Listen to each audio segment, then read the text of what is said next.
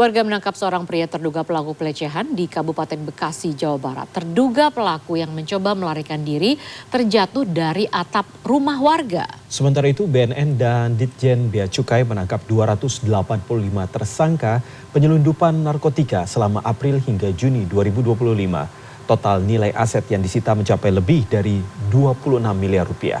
Selengkapnya kami rangkum dalam Kriminal 24 Jam. Penangkapan seorang pria terduga pelaku pencabulan di Kampung Pelaukan, Kecamatan Karang Bahagia, Kabupaten Bekasi, Jawa Barat, terekam kamera warga. Sejumlah warga terlihat berupaya menangkap pelaku yang melarikan diri di atas atap rumah warga. Pengejaran warga berakhir setelah pelaku terjatuh dari atap rumah dan menjadi bulan-bulanan masa. Dikonfirmasi pada Senin siang, penangkapan terhadap terduga pelaku pencabulan terjadi pada Minggu malam. Kejadian berawal saat salah satu korban bercerita telah menjadi korban pelecehan seksual yang dilakukan oleh pelaku. Demi memikat korbannya, pelaku mengiming-imingi korban anak laki-laki dengan uang. Usai tertangkap, pelaku kemudian diserahkan ke Polsek Cikarang Utara.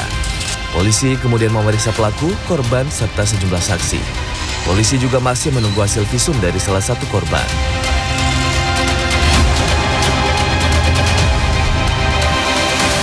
Polisi resmi menetapkan SJ alias Wanda sebagai tersangka pelaku pembunuhan dan mutilasi seorang perempuan di Padang Pariaman.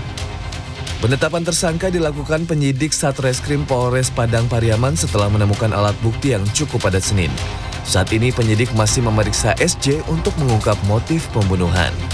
SJ ditangkap polisi setelah potongan tubuh seorang perempuan bernama Septia Adinda ditemukan di berbagai tempat di Padang Pariaman.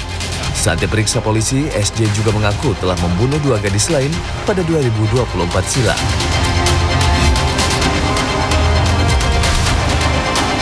Badan Narkotika Nasional dan Direktorat Jenderal Bea Cukai menangkap 285 tersangka penyelundupan narkotika selama April hingga Juni 2025. Dengan nilai aset yang disita dari 172 kasus mencapai 26,1 miliar rupiah. Dalam konferensi pers pada Senin, Kepala BNN Komjen Martinus Hukom mengatakan ratusan kasus penyelundupan narkotika itu terhubung dengan 4 jaringan sindikat domestik, antar pulau, antar provinsi, dan 3 jaringan internasional yang beroperasi di Malaysia dan Indonesia. Sementara itu, Kementerian Pemberdayaan dan Perlindungan Anak mengatakan dari 285 tersangka, 10%-nya merupakan ibu rumah tangga yang juga melibatkan anak.